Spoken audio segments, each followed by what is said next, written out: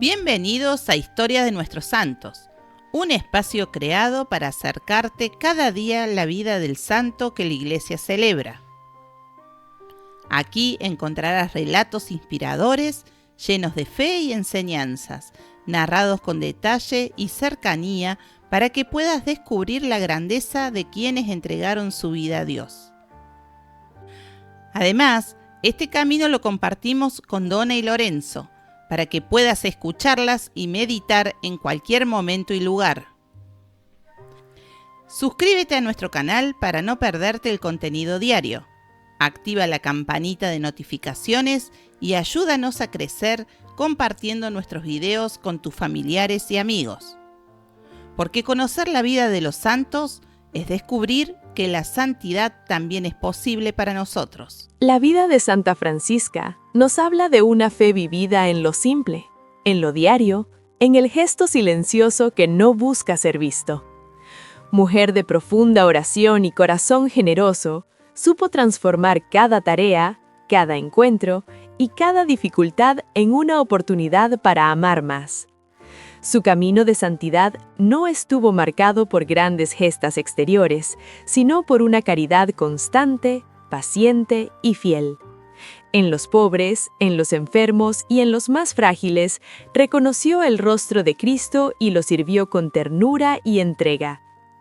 Hoy, Santa Francisca nos recuerda que no hace falta hacer cosas extraordinarias para ser santos, sino vivir lo ordinario con un amor extraordinario, dejando que Dios actúe a través de nuestras manos y nuestro corazón. Hoy vamos a hablar de una película que está dando que hablar, Cabrini. Sí, del mismo director de Sonido de Libertad, Alejandro Monteverde. Exacto. La película va sobre una misionera italiana que llega a Nueva York a finales del siglo XIX y, vamos, se enfrenta a todo. A todo y a todos. Totalmente. Y claro, al tirar de ese hilo hemos acabado buceando en un montón de fuentes. La página de Wikipedia de la peli, la de la protagonista, Francisca Javiera Cabrini. Y de ahí a otras santas que, curiosamente, tienen un nombre muy parecido. Y ahí es donde empieza el lío, ¿no?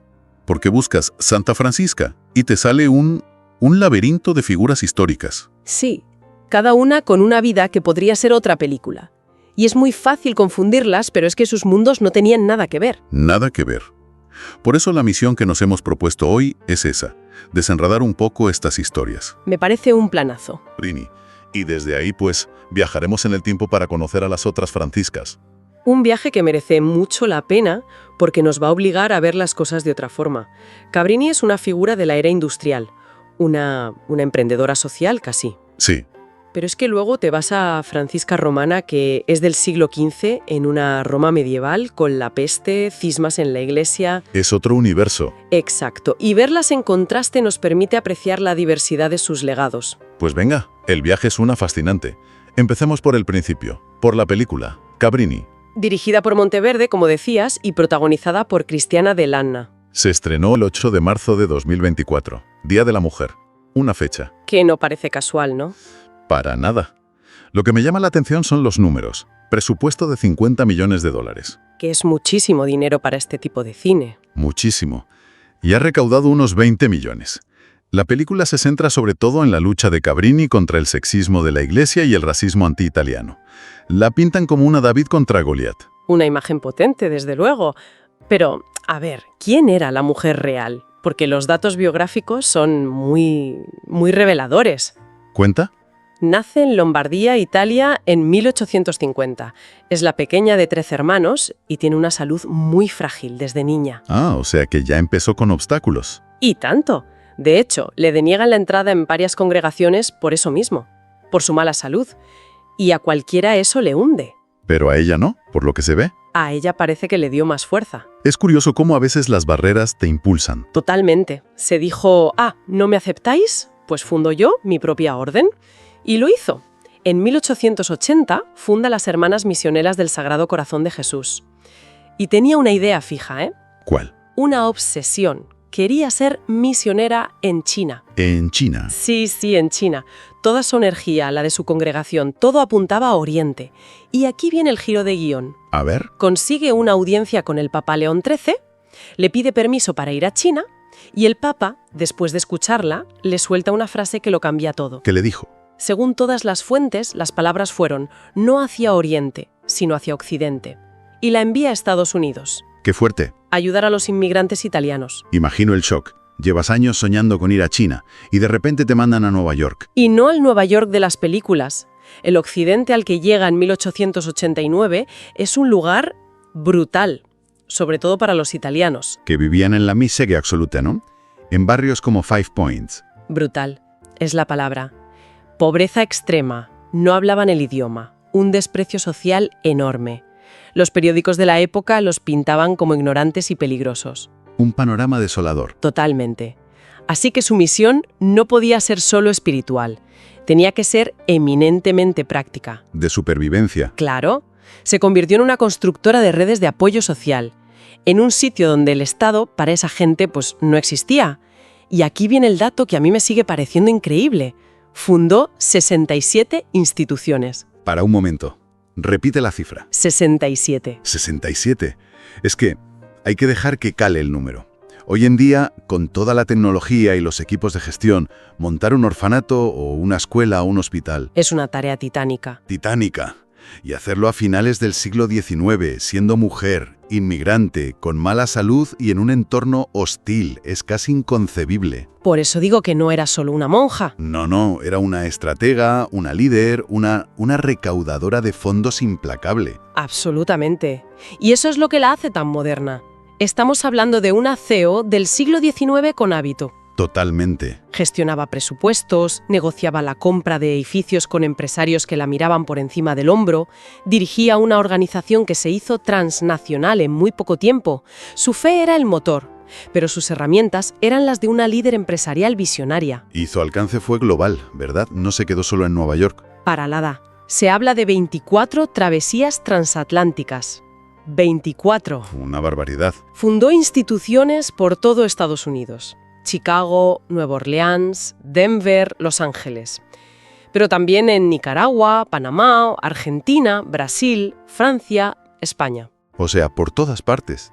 Y un dato muy significativo. Se naturalizó ciudadana estadounidense en 1909 y fue la primera ciudadana de Estados Unidos en ser canonizada. ¿Cuándo fue eso? En 1946, por el Papa Pío XII. Y para ser canonizada hacen falta milagros verificados. Sí, los documentos mencionan dos muy concretos. La curación de un bebé que se había quedado ciego por un error médico. Peter Smith he leído. Ese es. Le restauró la vista. Y la sanación de una monja de su congregación que estaba en fase terminal. Y todo esto culminó en 1950 cuando la nombran Patrona Universal de los Inmigrantes. Un título que, hoy en día resuena con una fuerza extraordinaria. Desde luego. Hay una cita suya que es que lo resume todo. Decía, para la misionera del Sagrado Corazón de Jesús, el mundo es una bolita. Qué buena. Tenía esa visión global, esa capacidad de ver el planeta como un único campo de acción, algo revolucionario para una mujer de su tiempo. Es increíble. Pensar en esa visión global de Cabrini, construyendo un imperio de caridad. Pero claro, su historia es la de la era industrial. Y eso me lleva a preguntarme cómo era ser una Santa Francisca 500 años antes. Uf. Nos vamos a la Roma del siglo XV, a conocer a Francisca Romana. Es como entrar en otra dimensión. Es que lo es. La Roma en la que nace ella, en 1384, no tiene nada que ver. El cisma de Occidente había partido la cristiandad. Había papas y antipapas. Un caos político y religioso. Y social. La ciudad estaba en ruinas, las familias nobles se mataban entre sí, la pobreza era, fíjate, las crónicas de la época cuentan que había manadas de lobos por las calles del Vaticano. Lobos. Lobos, es un escenario casi apocalíptico. Y en medio de todo eso nace ella, en una familia noble. Y como Cabrini, su primer deseo fue ser monja. Pero sus padres tenían otros planes, claro. La casaron a los 12 años con un comandante de las tropas papales, Lorenzo Ponciani. Sí, un matrimonio concertado que, contra todo pronóstico, fue una unión feliz y sólida de 40 años. Tuvieron 3 hijos. Pero la tragedia, que en esa época estaba en todas partes, también le tocó de cerca. Mucho. La peste negra se llevó a 2 de sus hijos. Y ese dolor, según sus biógrafos, en lugar de encerrarla en sí misma, la abrió a los demás. ¿Qué hizo? Convirtió parte de su palacio en un hospital. Salía a las calles a cuidar enfermos, a enterrar muertos. He leído una anécdota sobre ella que me parece que la define de una forma brutal, la de su nuera, Vanozza. Ah, sí. Por lo visto, la chica tenía un carácter terrible y le tenía una envidia enorme a Francisca. La criticaba y humillaba todo el tiempo. Cierto. Y cuando esta joven cayó muy enferma, todo el mundo esperaba que Francisca pues la ignorara, como mínimo. Lo normal, vamos. No hizo todo lo contrario. Se dedicó a cuidarla día y noche con una paciencia y una ternura infinitas. ¿Y qué pasó? Pues que al recuperarse, la nuera estaba completamente transformada. Se convirtió en su discípula y su amiga más fiel. Esa historia, más que cualquier visión, me parece un milagro de carácter. Es la paciencia a un nivel sobrehumano. Totalmente. Y aquí es donde está la gran diferencia con Gabrín, ¿no? Clarísima. Mientras Cabrini es acción, gestión, construcción, la vida de Francisca Romana está marcada por una dimensión mística profundísima. Los relatos sobre ella están llenos de visiones, de éxtasis. La más famosa es la de su ángel de la guarda. Exacto. Afirmaba que lo veía y hablaba con él constantemente, que estaba a su lado, físicamente. Y de ahí sale una leyenda muy curiosa. La de la linterna, ¿no? Que el ángel le iluminaba el camino por las calles oscuras de Roma. Y esa misma. Una leyenda que siglos después tuvo una consecuencia de lo más inesperada. Espera, déjame adivinar. No me digas que tiene que ver con los coches. Pues sí. En 1925, el Papa Pío XI la nombró patrona de los automovilistas. ¿En serio? Se basó en esa leyenda de la luz que guía en el camino. La patrona de los conductores es una mística medieval por una historia sobre una linterna angelical. Suena... Un poco forzado, ¿no? Un poco, sí. ¿Cómo se justifica esa conexión tan anacrónica? Es una gran pregunta. Obviamente es un anacronismo total, pero muestra cómo la Iglesia intenta conectar figuras históricas con preocupaciones modernas. Es algo simbólico, la idea de una luz que guía en la oscuridad. Pero sí, visto desde fuera, es una asociación peculiar. Peculiar es la palabra. Pero sus visiones eran mucho más complejas que ángeles con linternas. Muchísimo más. Las actas de su canonización describen con un detalle casi de guión de cine sus visiones del infierno, del purgatorio y del cielo. Ah, sí. Describió el infierno con una estructura jerárquica, nombrando a demonios como Lucifer, Asmodeo y Mamón, y asociando castigos terribles a cada pecado. Son textos que te meten de lleno en la mentalidad medieval. Y a pesar de esa vida interior tan intensa, también fue fundadora, como Cabrini. Sí, pero de una forma muy distinta. ¿Cómo? En 1433 fundó las Oblatas de María. Y lo revolucionario fue el modelo. Era una comunidad de mujeres nobles que se dedicaban a los pobres, pero sin tomar votos de clausura. O sea que podían salir a la calle. Exacto. Vivían en sus casas y se movían por la ciudad. En una época en que la vida religiosa femenina era sinónimo de encierro en un convento, esto fue un cambio de paradigma. Por eso Benedicto XVI la llamó la más romana de las santas. De acuerdo. Ya tenemos dos perfiles muy potentes. Cabrini, la emprendedora global, y Romana, la mística aristócrata medieval. Pero para que el mapa esté completo, las fuentes nos presentan al menos a otras dos franciscas.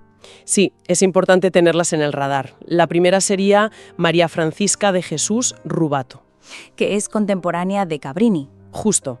Nació en Italia en 1844, pero mientras Cabrini fue a Norteamérica, la misión de Rubato la llevó a Sudamérica. ¿A dónde exactamente? Fundó las Hermanas Capuchinas y su obra más importante la desarrolló en Uruguay, donde murió en 1904.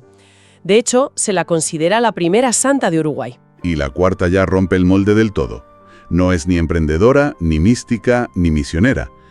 Es Francisca de Paula de Jesús, conocida en Brasil como Ña Chica. Aquí el perfil es radicalmente distinto.